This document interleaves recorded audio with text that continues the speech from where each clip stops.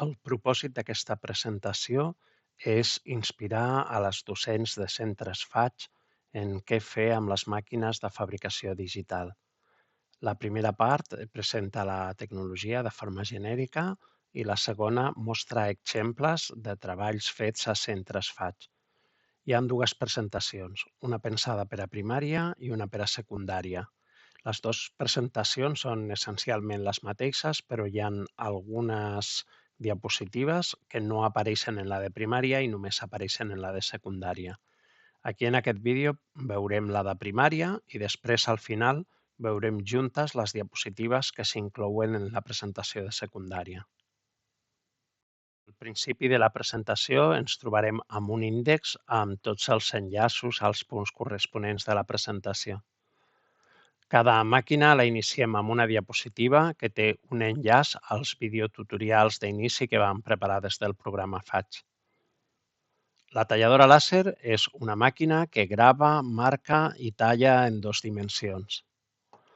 El tall és quan la intensitat del làser és suficient per travessar el material i que caigui la peça. El marcat és com el tall però amb menys intensitat. Només ens deixa una línia i la peça queda enganxada al material perquè no l'hem travessat. I el gravat és quan volem treballar sobre una superfície, una zona sencera que enfosquirem i que ens menjarem lleument. Tot i que treballem en 2 dimensions, podem generar figures en 3 dimensions, amb aquestes estructures que es diuen waffle o amb aquestes peces intercalades o de diferents maneres. Podem treballar amb fusta i podem fer gravats. Podem fer gravats tot o res, com aquí on hi ha zones fosques i zones clares, o podem fer gravats en gradient, amb zones més fosques, més clares progressivament. La fusta, amb una sèrie de talls, podem aconseguir que sigui flexible, que es vagi corbant. Aquí veiem unes capses, podem pintar la fusta, podem retallar siluetes, podem fer trepanats, podem fer forats i que pugui passar la llum a través d'aquests forats. També podem treballar amb cartró. El cartró és un material molt interessant perquè podem reciclar-lo, podem reutilitzar-lo de capses que tinguem al centre, que portin els nanos de casa. És un material barat, accessible. Podem, per això, per exemple, crear volums retallant molts cops la mateixa silueta i enganxant-les, però també els podem fer servir per fer objectes funcionals o si enganxem prou capes podem fer objectes que siguin molt resistents. Podem treballar amb goma eva. La goma eva podem treballar-la amb gruixos considerables. A més, té la virtut que un cop tallada, les vores queden del mateix color que la pròpia goma original. Així com la fusta per allà on tallem ens queda una vora negra, amb la goma eva podem veure el color de la goma. Podem fer diferents capes de diferents colors, també podem retallar siluetes i posar-les sobre una superfície i fer-les servir com a segell i també podem fer servir com a tècnica una mica més sofisticada per fer segells més complexos, seria agafar un tros de goma eva i menjar-nos amb el làser fent un gravat tota la zona que no volem que quedi un cop fem servir el segell i la part que volem que quedi en el segell la deixaríem intacta i així aconseguiríem aquest efecte. També podem treballar amb feltre. La talladora làser talla molt bé el feltre i també podem gravar-lo. Metacrilat o acrílic és un material que és una mica car, però en alguns contextos pot tenir sentit fer-lo servir. No tindria molt sentit fer servir el metacrilat per fer una capsa per emmagatzemar coses, però sí, per exemple, per fer un terrari o per fer una urna. Podem fer servir també el metacrilat per a aquest tipus de làmpades. En la part que no fem res, el llum el travessa, però quan arribem a una zona gravada, aquesta zona brilla. No? Aquí tindríem l'emissor del llum, estaria aquí, i la llum està viatjant per aquí, també s'escampa per les vores. Aquí tenim un exemple d'un formiguer. Són 3 capes de metacrilat, una que està a sota, la del mig, que és la que té dibuixades les cambres, la de sota seria blanca, la del mig és aquesta que és aquest vermell translúcid i finalment una capa transparent a sobre. També podem triar el metacrilat simplement per un motiu estètic. Tenim acrílics de colors o tenim aquests blancs que també podem jugar. Són translúcids, però un cop que els gravem queden de color blanc. Aquí tenim figures també amb aquesta tècnica d'anar intercalant capes. encaixant-les. També tenim el paper. El paper es pot gravar, tot i que no donen molts bons resultats gravats, però sí que es pot tallar bé amb la talladora làser. I la cartolina, sí que a més de tallar-la, dona bons resultats amb el gravat. Simplement que el seu gravat sempre és com d'un color tirant a gris i llavors amb cartolines de color fosc contrasta més bé i queda més bé. Si fem un gravat en una cartolina d'un color crema, doncs no es veuria molt bé el gravat. Podem fer servir també la talladora làser per fer retallables. Podem tallar la cartolina i si fem servir el làser amb una potència més suau, podem fer un tall prou superficial perquè no talli la cartolina però marqui el plec. Amb el paper seria difícil d'aconseguir, en el taller el paper en principi o aconseguirem tallar-lo o no el tallarem, però difícilment trobarem una intensitat intermitja que ens faci una línia de plec. En canvi, amb la cartolina ja és factible, especialment si la cartolina és una mica de gramatge, una miqueta grosseta. Veiem aquí aquest exemple d'aquesta corba, que difícilment manualment podríem plegar una corba com aquesta. També podem gravar el cuir, podem gravar algunes pedres, algunes roques, podem gravar, per exemple, la pissarra i algunes altres. Segons el fabricant, també podem gravar en acer inoxidable, però per això necessitem un spray especial i també en vidre. Els bioplàstics. El que són plàstics convencionals, de forma genèrica no els podem tallar en la talladora làser. Hi ha algun tipus de plàstic que sí que es podria tallar, però si no estem molt segurs de la composició del plàstic, és millor com a norma general no tallar plàstics en la talladora làser. Però sí que podem fer bioplàstics. Bé, bioplàstics és una manera de dir-los, també podríem dir biomaterials. Hi ha diferents receptes com amb matèria orgànica i alguns elements que ens facin servir com d'emulgents, podem crear els nostres biomaterials que podríem tallar amb la nostra talladora làser. La impressora 3D.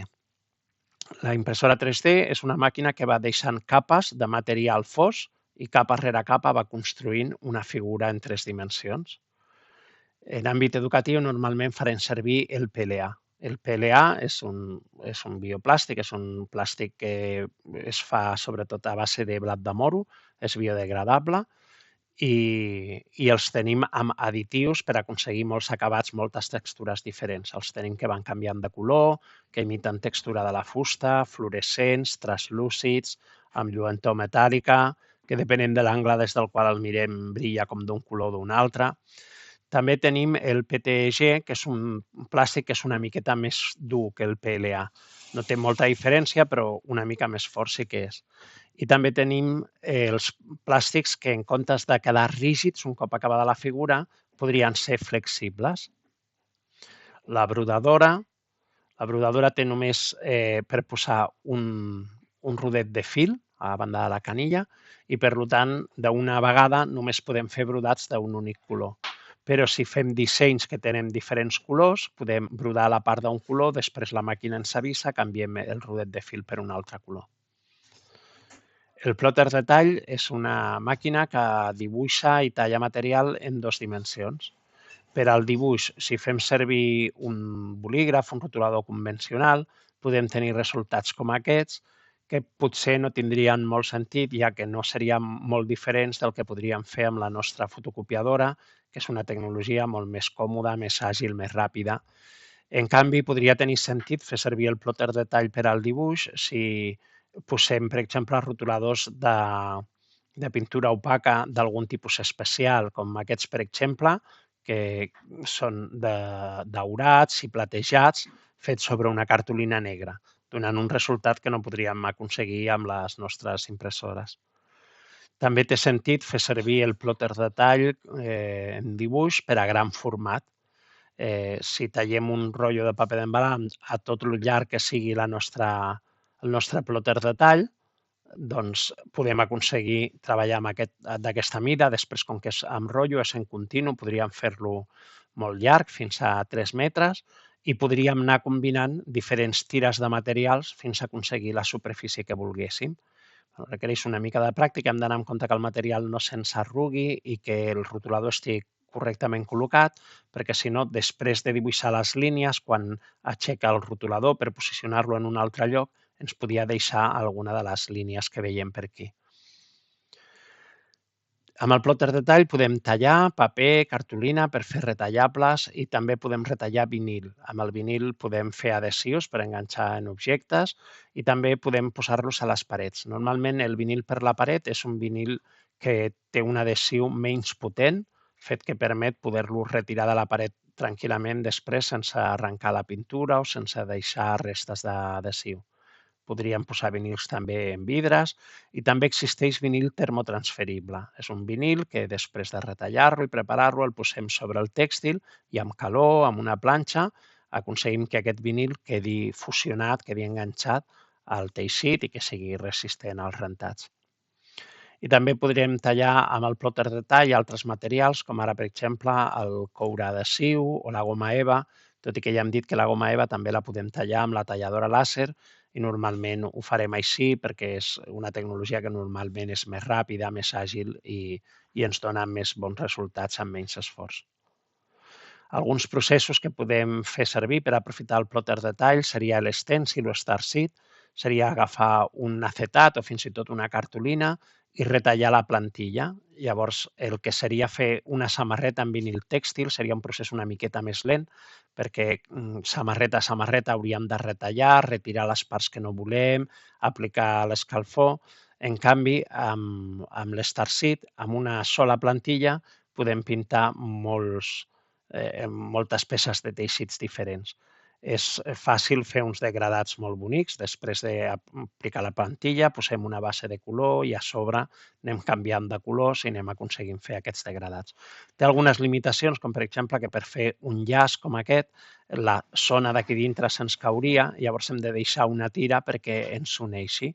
Si no volguéssim que quedessi aquesta zona sense pintar, podríem, per exemple, fer una segona plantilla en la que aquesta zona sí que estigués retallada i que sí que es pogués pintar.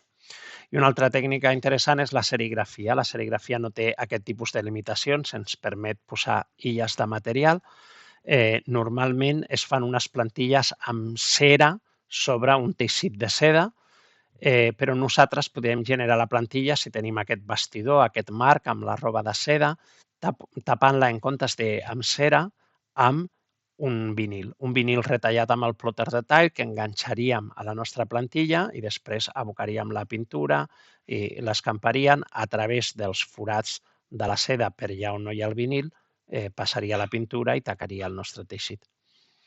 I també podem passar de 2 a 3 dimensions. Podem fer pop-ups, podem fer diorames, podem fer maquetes en volum, podem fer petits retalls sobre un paper que després doblem per generar figures. Tenim aquestes espirals d'aquí que si les enrotllem les convertim en flors.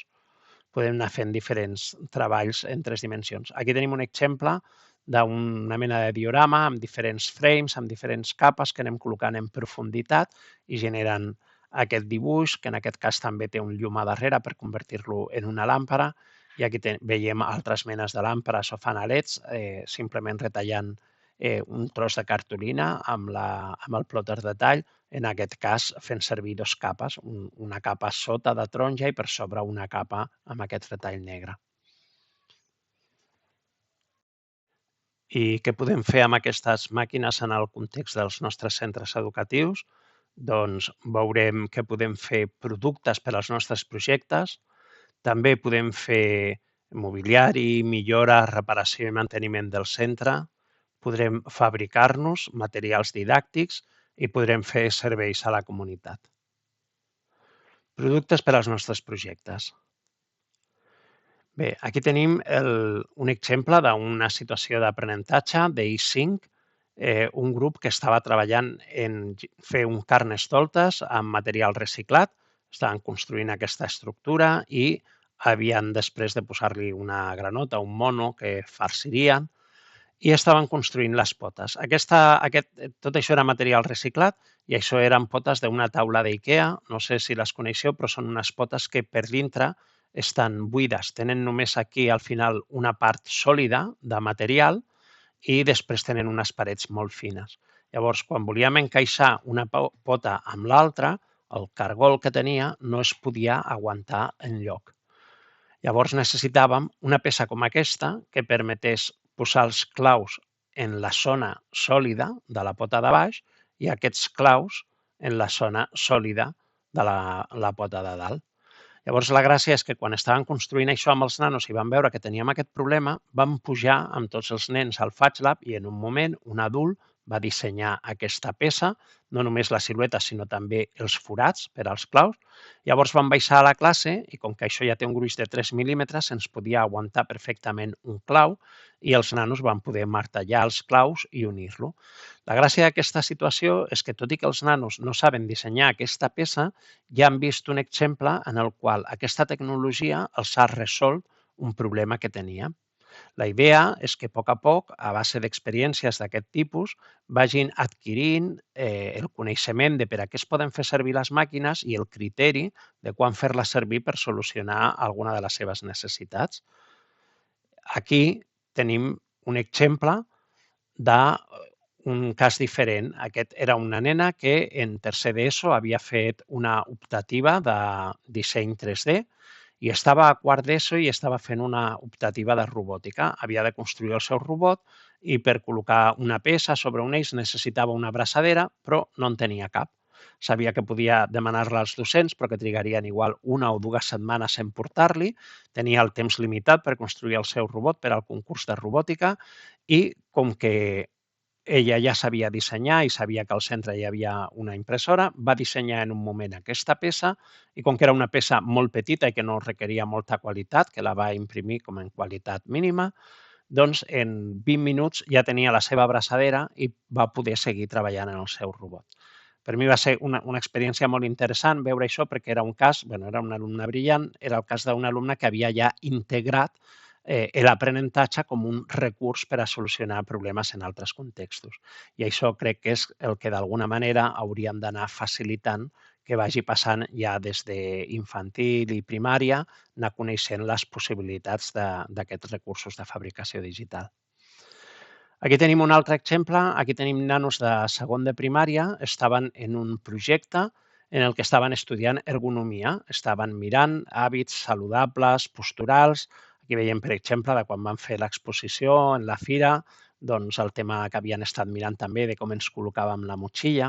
I una de les coses que es van adonar és que tenien unes taules que els frens no funcionaven molt bé, i llavors els frens d'aquestes rodes, i llavors les taules relliscaven. I en relliscar, doncs, ells s'anaven encorbant i cada vegada estaven en una postura menys ergonòmica. I un dels treballs que van fer en el seu projecte va ser buscar una solució per a aquestes taules que es desplaçaven. I després de donar-li moltes voltes van arribar a la idea de fer alguna peça que fes que aquesta taula no pogués rodolar. Però ells eren de segon de primària i no sabien dissenyar peces tècniques en 3D. Però el que sí que sabien era manipular la plastelina. Però, clar, la plastelina és tova i no serveix per a aquesta funció. Llavors, el que van fer va ser generar la peça en plastelina, escanejar-la amb l'escàner 3D, amb l'ajuda d'un adult, i després imprimir-la amb la impressora 3D. Això que veieu és aquesta peça, però ja feta de manera rígida amb el PLA, amb la impressora 3D. Doncs veiem aquí un procés molt enginyós per tal de que nanos que encara no saben dissenyar en 3D ja puguin fer els seus dissenys, les seves creacions. Aquí tenim un exemple de nanos de 6è que van fer un projecte i van generar uns jocs de convivència, van materialitzar les seves idees amb aquests trossos de cartró. Això és un projecte d'un centre que tenien un projecte de fer joguines a partir del FATS, en el qual se'ls demanava mirar d'adaptar els projectes a situacions que estiguessin més connectades amb la realitat, que tinguessin un impacte social. Es va reconvertir el projecte i es van posar en contacte amb la llar d'avis del seu municipi. Un educador de la llar d'avis i un fisioterapeuta els van explicar als nanos el tipus de moviments i de reptes cognitius que eren interessants que els plantegessin i ells van dissenyar joguines. Aquesta, per exemple, són 3 capes, una capa de fons, la capa negra i a sobre una de plàstic. I en aquest espai hi ha una peça metàl·lica i aquesta mena de bolígraf té un imant. Llavors la senyora ha d'anar amb compte desplaçant aquesta peça per el laberint. Aquí tenim altres joguines. Després de fabricar-les, anaven un dia a la llar d'avis, els presentaven les joguines i els hi regalaven. Aquí tenim un grup de cicle superior de primària que van fer un estudi de com convertir el seu pati en un refugi climàtic per tenir-lo obert per a la comunitat, per a la ciutadania durant l'estiu, i per fer la maqueta, per presentar el projecte a l'Ajuntament, doncs van fer servir la talladora làser.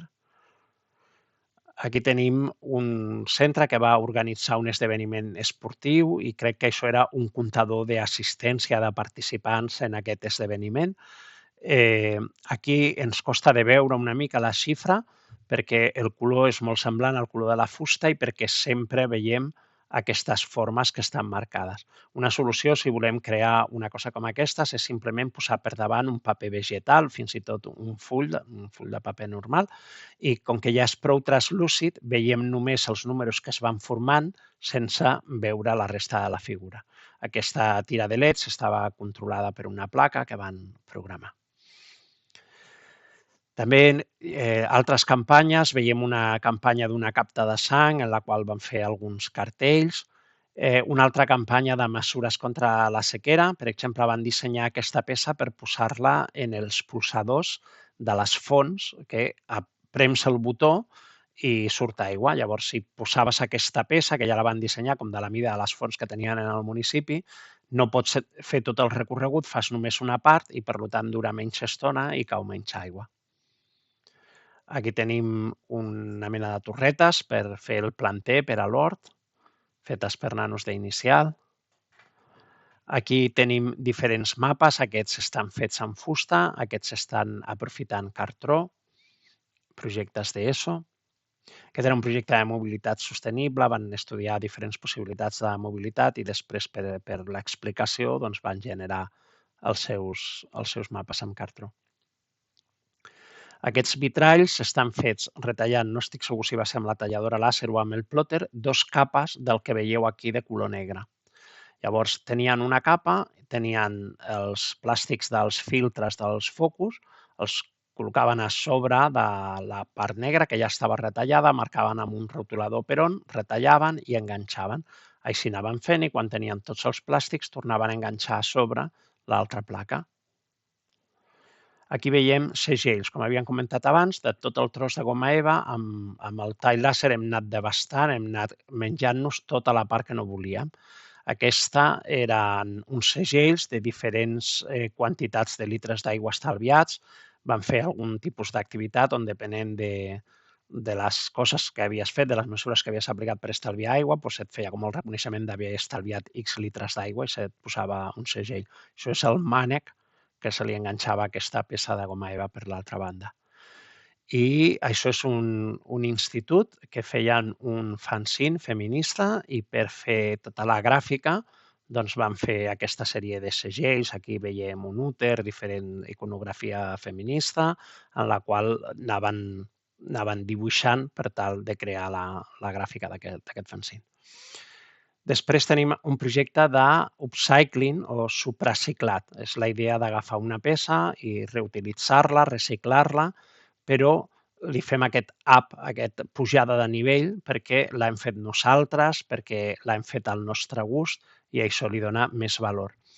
En aquest cas veiem, per exemple, que van fer uns penjadors que estan fets també amb la talladora làser amb cartró. Les etiquetes d'aquests productes les van fer en paper plantable, van fer paper reciclat i li van posar llavors. Llavors aquesta etiqueta, com s'explica aquí, la pots plantar perquè germini alguna planta i el dibuix d'aquesta etiqueta el van fer gravat amb la talladora làser. Aquí veiem un exemple, com dèiem abans, de serigrafia. En aquest bastidor han posat aquesta zona d'aquí en vinil i suposo que tota l'altra zona està coberta, potser amb un vinil transparent, amb un aeron fix. Llavors, per l'altra banda, baixes la tapa, poses la pintura i amb aquesta mena de pinta mous la pintura perquè vagi passant per aquests forats i ens faci aquest estampat. Aquí veiem els seus eslògans de Have Less, Be More. I veiem també uns organitzadors de materials. Amb aquesta roba texana han anat posant diferents butxaques. Aquí tenim l'exemple d'un altre centre que també va fer un projecte de supraciclat de roba, en aquest cas ells li van dir ecofashionistes, i aquests, a més, ho van prendre molt en sèrio i van organitzar una desfilada de modes en un local municipal i van convidar a totes les famílies i a tota la població en general que volgués anar a veure-ho. Aquí veiem un professor que amb la càmera els anava gravant i en aquesta pantalla del fons es anava veient la desfilada també en gran. Aquí veiem també com al voltant de la passarel·la abans es van fer parades on els nanos explicaven com la seva col·lecció de roba i aquí tenim una captura de pantalla de l'aparició en un mitjà local. Com que no tinc fotografies, només tinc captures de pantalla, no tenim molta qualitat de les imatges, però sí que podeu veure aquí uns brodats sobre una peça de roba. Aquesta és teixint o sigui, cosint diferents peces, i en aquest cas és una plantilla feta amb el plòter de tall i llavors amb pintura fet l'estèncil o estarcit. Al principi d'aquest projecte volíem fer els maniquís i vam pensar en un disseny amb cartrons i intercalant-los, però vam veure que això era un pèl complicat, els portaria molt de temps, no volíem distreure el focus d'aprenentatge de la part de remenar amb la roba, de fer les seves pròpies peces de roba i llavors des del CSIRE vam ajudar-los, vam fer un d'aquests maniquís, tot i que finalment ells van aconseguir també més maniquís per una altra banda. Aquí tenim un projecte més modest d'un altre institut en el que no estaven treballant tots els alumnes en el mateix projecte, sinó individualment o per petits grups triant els seus projectes i un parell de nenes volien fer també pedaços de roba per apedaçar peces de roba, també havent treballat, igual que en els altres projectes, totes les injustícies derivades de la fast fashion. I el que veiem aquí, per exemple, aquesta nena ha escrit el seu nom a mà, ha fet una fotografia, ha vectoritzat el dibuix i l'ha convertit en un brodat. Llavors tenim un pedaç de roba que té un nom que originàriament és la caligrafia de la pròpia nena. I aquí tenim el mateix cas, però a més, després de brodar-lo, està ficat a la talladora làser, la silueta s'ha expandit per tal de convertir-lo en la silueta de tall i aquí veiem com el brodat està retallat amb la talladora làser. El feltre és un material que delata molt les tissurades, que si no ets molt hàbil retallant és fàcil que es vegi com una mica mal tallat. Però, per sort, el feltre el podem tallar amb la talladora làser. Aquí veiem un exemple d'un buf amb el logo d'una escola, que és una pràctica que van fer els docents per aprendre a fer servir la brodadora amb brodats de disseny personalitzat. I aquí veiem més exemples de tèxtil. Això són uns alumnes de primària fent pedaços per a la capa del seu Carnestoltes, del seu rei Carnestoltes. Aquesta cara i aquesta petllada d'aquí són siluetes baixades d'internet i després fet el procés de convertir-les en plantilla amb el plòter de tall. Aquí després, a més, amb la brodadora com a màquina de cosir li van enganxar aquestes peces. I això és d'uns nanos que cada classe es dedica com a una de les festes de l'any i aquesta era la classe del correfoc i es van fer mocadors, llavors vam buscar un dibuix que vam convertir en brodat amb la brodadora, però després tots els nanos, un amb un, anaven a la brodadora i aprenien a escriure el seu nom i posar ells la màquina en marxa perquè brodés el seu nom.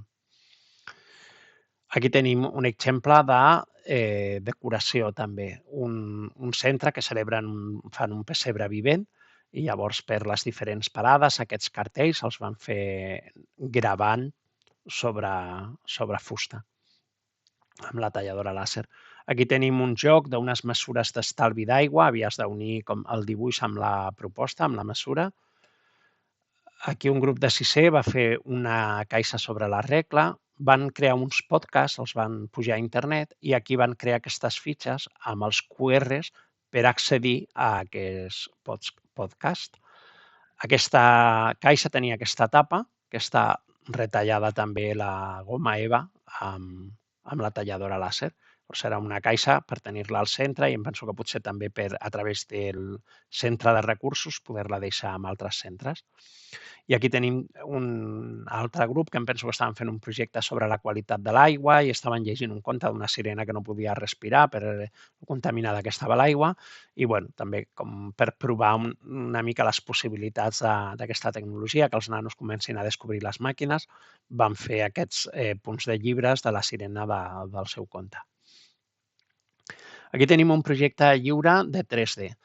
També una mestra tenia nanos que veien les màquines, que tenien moltes ganes de tocar-les i sense una capacitació prèvia ni intentar ensenyar a aquests nanos de primària a fer servir acuradament el programa de disseny, se'ls va donar llibertat perquè juguessin, perquè exploressin i amb el Tinkercad simplement superposant diferents formes geomètriques molt bàsiques, van crear algunes figures com una casa, un vehicle. Hi havia un nano que estava molt emocionat amb moltes ganes de fer un robot.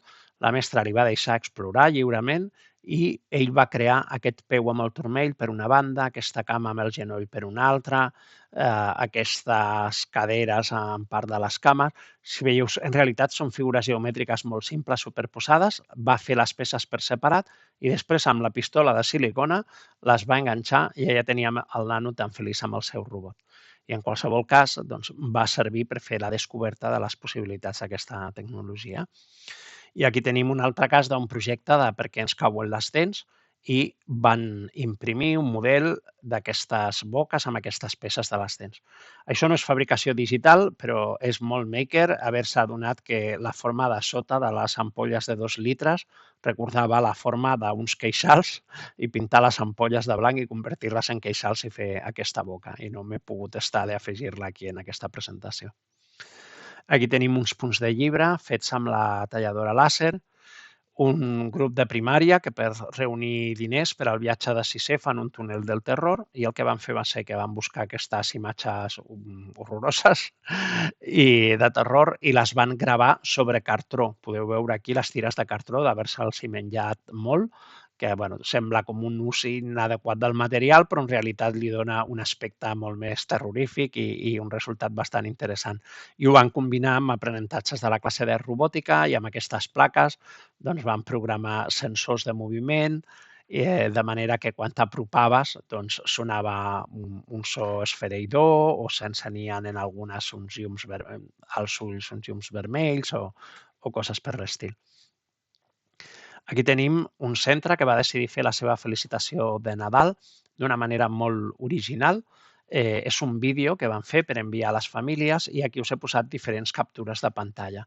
És un vídeo en el que no es veuen adults, només es veuen els nanos i al principi del vídeo veiem 2 nanos que amb el material a la mà entren al FatLab, col·loquen el material dintre de la talladora làser, ajusten l'alçada del material, ja veieu primers planos cuidats, bonics. Els nanos treballen en el disseny, es veu el disseny a punt, l'envien, es veu la màquina làser treballant, com retiren el material i com un alumne gran i un petit van al pati a buscar un arbre i a penjar-lo. Una manera bonica de comunicar d'alguna manera a les famílies la nova tecnologia que tenien al centre, com els nanos l'estaven descobrint, l'estaven fent servir i a la vegada desitjar-los bon Nadal. Fixeu-vos que les altres diapositives tenien el color verd, és quan són materials fets en centrafats i en alguns casos hi ha idees que vull explicar als centres, llavors estan en aquestes diapositives que no tenen color verd. I és el cas dels trofeus. Es generen competicions als centres i es fan trofeus. No tenim ara pràcticament fotos de trofeus, excepte aquesta que m'acaba d'arribar i ara l'he afegit aquí, però segur que molts centres en fan. Podem fer en 3D o podem fer-les amb tall làser. I aquesta està aquí a trofeus, però de fet en realitat hauria d'anar a servei comunitari perquè en realitat és que un dels docents estava en l'organització de les proves Cangur i llavors van decidir que ells col·laborarien amb l'organització de les proves Cangur fent des del centre aquests trofeus. Llavors, des del centre van fer aquests trofeus per donar-los a l'organització. Després, en concret, aquest és el que van guanyar ells i va tornar al seu centre. Millora, reparació i manteniment del centre. Aquí tenim un mural que van fer els docents d'una escola al vestíbul. Van comprar els plànols els arxius de tall, els van tallar amb les seves màquines i els van col·locar aquí. Aquí tenim una altra escola que va decidir fer un mural amb les fotografies de tots els membres de l'escola. Hi ha els nanos, els docents, el personal no docent, i han retallat els marcs en cartró amb la seva talladora i també han retallat aquestes lletres d'aquí. Aquí tenim un mapa de projectes d'una escola. Tenim aquestes vies del tren i tenim una capsa per cada projecte. Aquí les capses ja les van comprar fetes, però tenim aquests cartells que, fixeu-vos, aquesta lluentor que tenim per aquí, van posar un tros d'adhesiu transparent, no sé si amb precinta ampla o amb aeron fix. Llavors, és una idea molt enginyosa perquè això et permet escriure amb rotulador permanent i després, quan a l'any següent canvis de projecte, amb alcohol, amb dissolvent, netejar aquestes lletres i poder-lo fer servir de nou. Els docents van preparar les caixes i els cartells, els nanos escriuen la pregunta essencial del seu projecte i col·loquen els subjectes que els nanos considerin per il·lustrar el seu projecte. I aquestes rodes també les van fer els nanos amb la talladora làser. O sigui, al vestíbul de l'escola podem tenir d'una mirada tots els projectes en els que estem treballant. Aquí també tenim un altre mural semblant. És una escola que va... Aquí està com encara mig fer el mural. Aquest arbre havia de tenir aquí penjades les diferents preguntes essencials dels diferents projectes. Aquí estan fent proves i han provat amb tots els materials. Això és gravat sobre fusta. Això, tot i que els veiem en aquests vestidors de brodat, aquí això, per exemple, està fet amb el plòter de talls amb vinil tèxtil i el vinil tèxtil transferit sobre aquesta roba. Aquesta sí que és un brodat amb la brodadora làser i això és impressió 3D. Aquestes pedres són cantos de riu i les han gravat ells amb la talladora làser al centre. Veiem que algunes han tingut un resultat molt bo i aquí veiem aquesta, per exemple, veiem aquesta part de dalt de les lletres que es veu bé i aquesta que no es veu tan bé. Això fa intuir també, a part de la llum, que aquesta zona de la pedra devia de ser més alta i per aquí una miqueta més baixa. En no ser planes, doncs la distància focal del punter del làser fins a on està el material varia i per això això fa més difícil aconseguir un bon resultat. Si aconseguim trobar una pedra molt plana, doncs podem tenir més bon resultat. I em penso que aquestes pedres estaven fetes per col·locar aquí sota del mural com a decoració també d'aquest mapa de projectes. Aquí tenim una altra idea de mapa de projectes. Aquí està encara sobre una taula, però això ha d'anar penjat en una paret. I tenim aquests requadres que posa la pregunta essencial és i aquestes claus de ganxo per tal de poder col·locar i retirar aquestes preguntes que poden anar canviant any rere any. Aquí tenim un altre mural, al vestíbul d'un institut. En aquest cas està fet amb vinil adhesiu. I aquí hem retallat paraules amb la talladora làser i les hem anat enganxant per les parets. O aquí tenim un aula maker, aquí tenim un plafó de suro, a sobre han posat aquest paper d'embalar negre i per tant això encara és funcional com a suro. I després han retallat amb cartrons aquestes lletres de l'aula. Més cartells. Aquí tenim un calendari perpetu. Tenim els cartells dels dies de la setmana, tenim velcros i tenim aquestes peces a la caixa amb velcros per anar col·locant. Cada mes doncs, els anem recol·locant com toqui.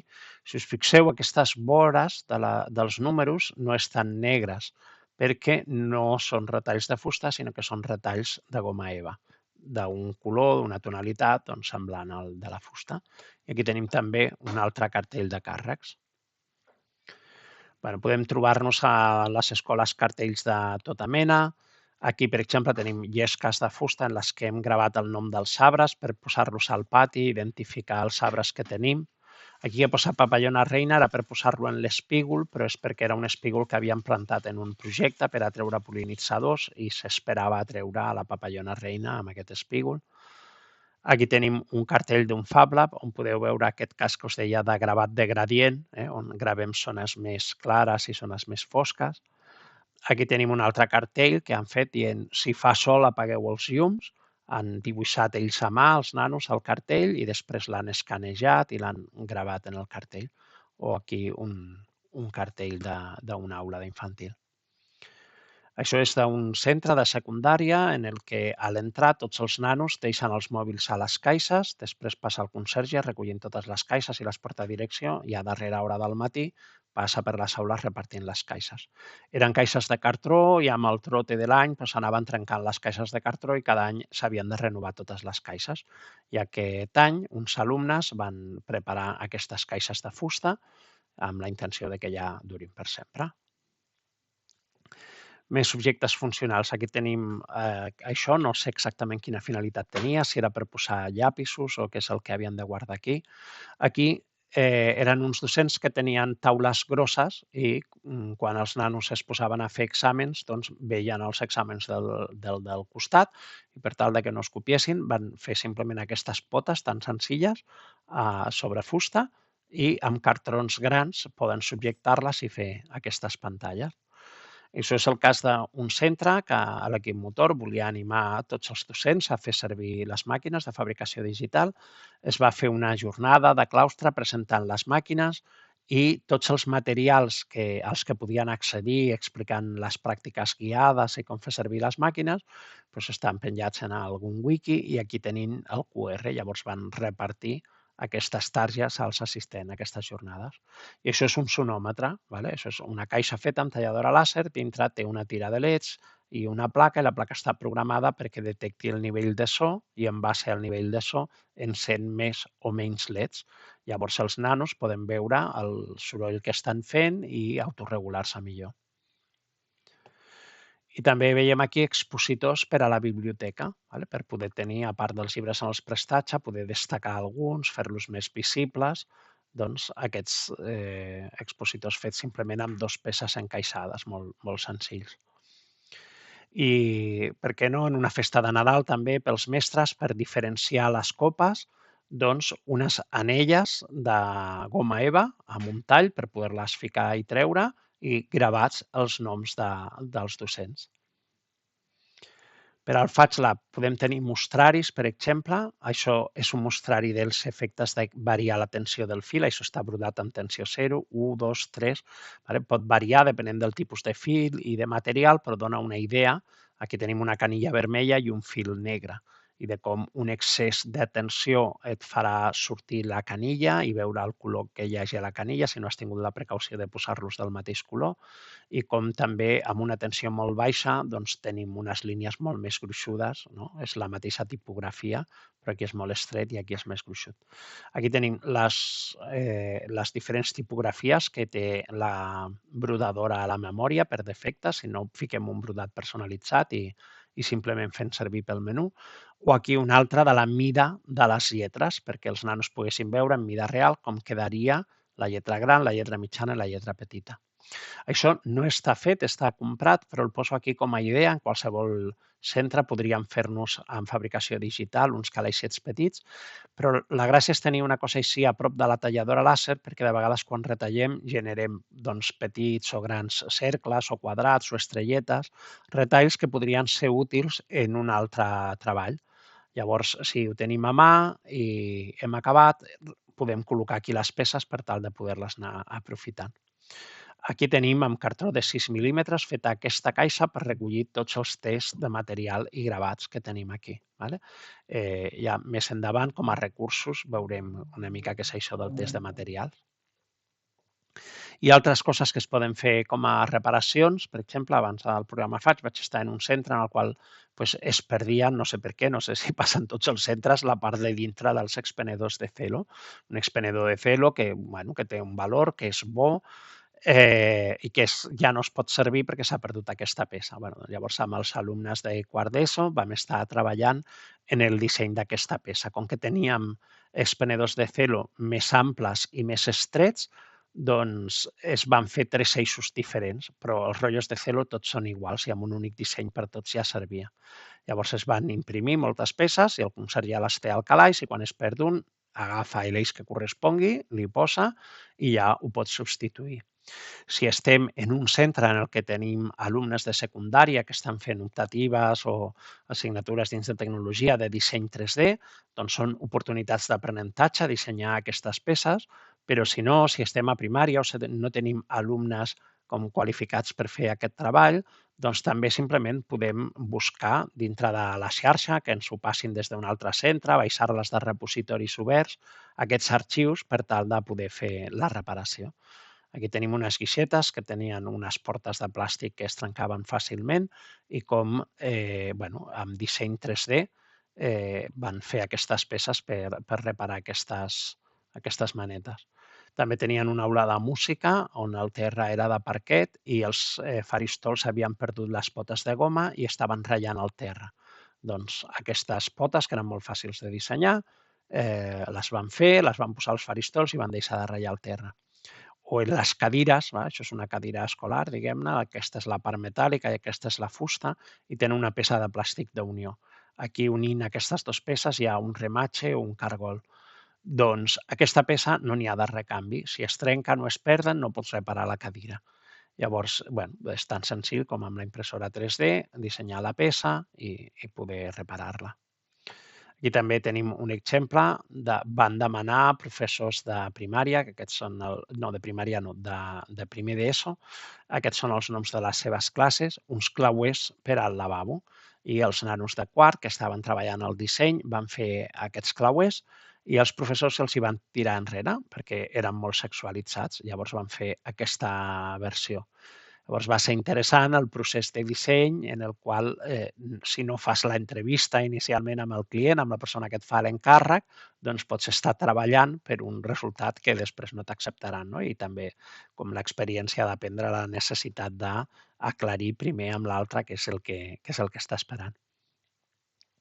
I aquí tenim molts exemples de coses que podem fer. Ja veureu, després als recursos presentarem uns generadors automàtics que ens permeten crear totes aquestes peces. La gràcia d'aquests generadors automàtics és que són paramètrics, és que no et baixes directament aquesta peça tal com l'ha imaginat algú, sinó que tu li pots dir com la vols d'ampla, de fonda, d'alta, si ho vols dividit en 3x3 o en 2x5, com tu vulguis. Aquí tenim, per exemple, una caixa amb separacions, o aquí tenim separacions per posar en un calaix o en una caixa que no en tingui. I com aquestes, veureu que tenim moltes coses a punt per descarregar-nos els plànols i que només haguem de tallar-les i aprofitar en el nostre centre. I aquí tenim també, per exemple, peces de substitució per a jocs de taula que hem perdut les peces. Aquí tenim un rei que està copiat amb molta cura per nanos de quart, perquè la seva capacitat de dissenyar era suficient per fer-lo i fins que no em generessin un rei de negres igual que el rei de blanques que quedava, amb el peu de rei mesurant, doncs no el donava per bo. Però si pensem en un centre de primària o en uns nanos que encara no tenen molta habilitat de disseny i simplement volen substituir aquesta peça del rei i no és tan important el repte de la precisió en el disseny, doncs és relativament fàcil aconseguir una peça que no tingui aquest nivell de precisió però que sigui funcional i que ens permeti substituir la nostra peça d'escacs perduda. I aquí veiem peces per a un altre joc de taula. Fabricació de materials didàctics. També podem aprofitar aquestes màquines per construir-nos al centre materials que necessitem per a les nostres situacions d'aprenentatge, per a les nostres explicacions que ens ajudin en les nostres classes. Aquí tenim això, no sé quina era la proposta, veig 4 fulles que podrien tenir uns colors que simbolitzessin les estacions, potser, però no sé en què consisteix cap d'aquestes propostes. Aquí sí que sé que és un projecte, el projecte WASA, és com la NASA, però la WASA, en la qual els professors al principi els diuen que ja ens hem carregat la Terra, que ens anem a un altre planeta, però que hem de dissenyar bé l'ecosistema o com s'instal·laran en aquell planeta per no tornar a cagar-la. No? Llavors, treballen una mica com conceptes d'ecosistema, de sostenibilitat, però per fer l'ambientació, per fer l'acte de llançament, doncs es fa aquest context. Llavors, els docents volien poder presentar el projecte com si ells fossin de la UASA i volien tenir uns pedaços de roba com a part dels seus uniformes. Això és la prova que van fer, està feta sobre feltre verd, però s'haurà de fer servir sobre feltre blau, i com que era una prova doncs, va haver aquí un excés de tensió de la canilla, del fil de dalt que va aixecar la canilla que estava per sota, que era de color vermell. Llavors, ara ja saben que ho han de fer o canviant el color de la canilla o amb menys tensió o les dues coses. Aquí tenim un altre projecte en el qual els docents van preparar aquest panell. Aquest panell té aquí els 4 grups que estan treballant en el mateix projecte, cadascú amb feines diferents, i aquí els processos que han d'anar fent al llarg del seu projecte. Aquí estan totes les tasques. Els docents van fer aquest panell, aquests piuets, i els alumnes, doncs, cada grup va dissenyar i imprimir-se la seva peça. Llavors, a mesura que van fent les tasques, van posant els piuets com que les tenen completades, per el motiu que sigui aquestes, o no les han fet encara o han decidit no fer-les, i aquí on tenen la fitxa és per allà on estan treballant en aquell moment. Així tenim com un control visual de com s'està desenvolupant el projecte. També podem reaprofitar aquest panell si en un altre projecte col·loquem aquí una tira nova amb els nous reptes o amb els nous noms de grup i també aprofitem perquè cada grup es faci les seves noves fitxes. Aquí tenim propostes didàctiques de matemàtiques fetes per un docent de secundària i que molt amablement el Dani Blasi, que és el que les ha fet, ens ha recollit de què van les propostes en aquest document que teniu aquí adjunt. Veiem coses fetes amb fusta, veiem una funda per guardar aquestes peces del Tangram que està feta com un retallable amb la talladora làser. Tenim aquests talls que dèiem de plec, gravat i tallat. I també tenim materials fets amb impressió 3D. Aquestes dos, que són còpies de propostes del Museu de les Matemàtiques, i aquesta proposta, els nanos al principi, a partir de veure el que ocupen una quantitat X de mil·lilitres, veient aquestes figures han de fer l'estimació de quina quantitat de líquid cap en cada figura.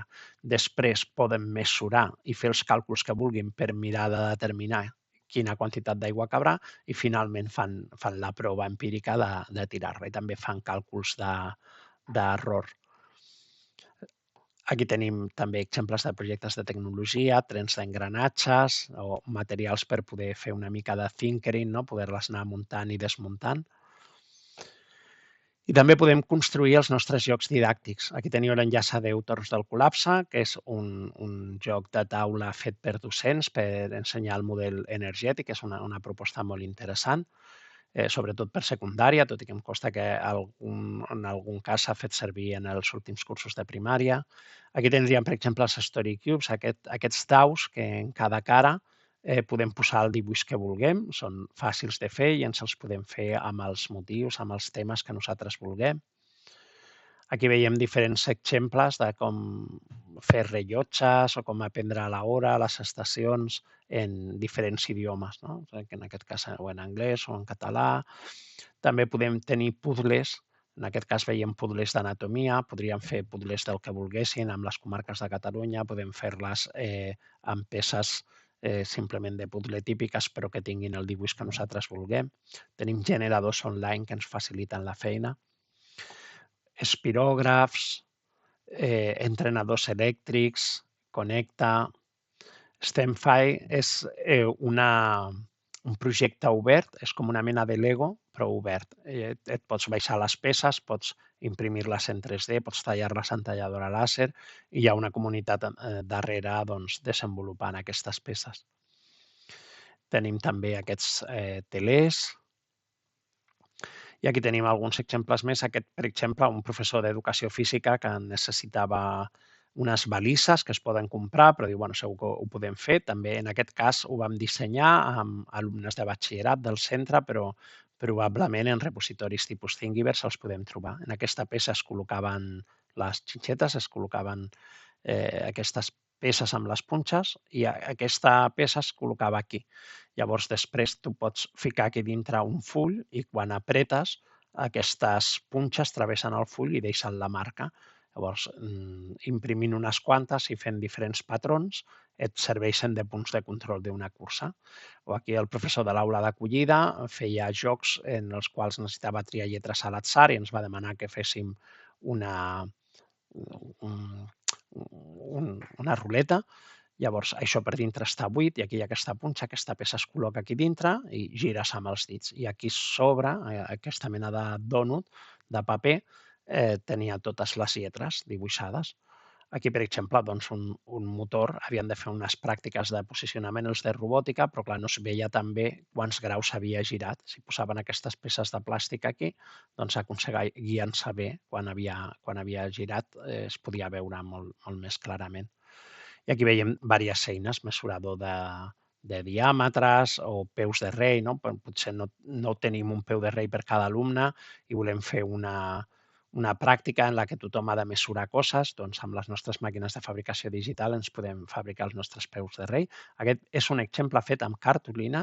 Jo amb cartolina no he provat què tal va, però sí que els he fet amb fusta, en MDF, i queden molt bé. Aquí tenim una eina per aguantar paper de vidre, per poder llimar, o una eina per aguantar cables per soldar-los, diferents exemples d'eines. I fins i tot de vegades que podem fer-nos projectes de stop motion i necessitem suports per al mòbil per fer les fotos, doncs ja ens podem descarregar, no cal que fem nosaltres el disseny, peces els arxius per poder imprimir les peces per fer-nos els nostres trípodes. I servei a la comunitat. Aquí ara mateix a la presentació només tenim una foto. Ara, després, quan ho pengi, ja veureu aquí la de la copa, que la mouré cap aquí. I serveis a la comunitat, segur que n'hi ha més.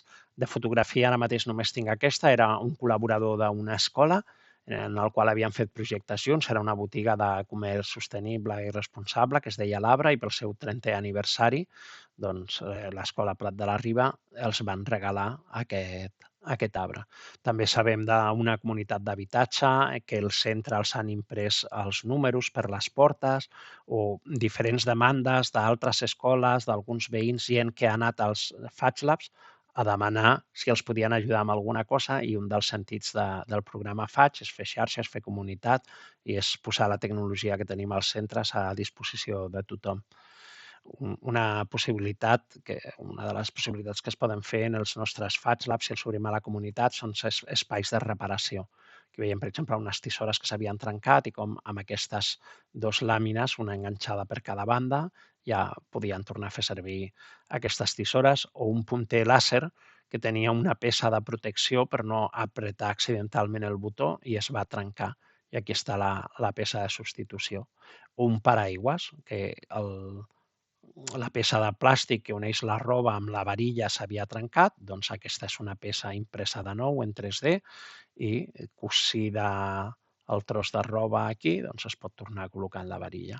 O aquest és part del procés de disseny d'aquesta peça, que és com aquesta d'aquí, és la de l'altre costat, és per reparar un portapastissos. I al final tenim un enllaç a recursos per a la fabricació digital, però això ja ho veurem en una altra presentació.